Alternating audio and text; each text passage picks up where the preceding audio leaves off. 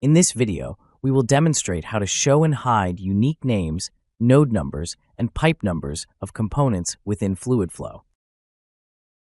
Each element on the flowsheet has a unique and unchangeable number assigned by FluidFlow.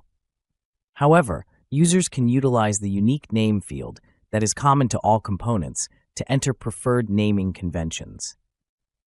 The numbering convention used by the software is that nodes are numbered from 1 upwards and pipes are numbered from -1 downwards. Thus, node unique numbers are always positive while pipes are always negative.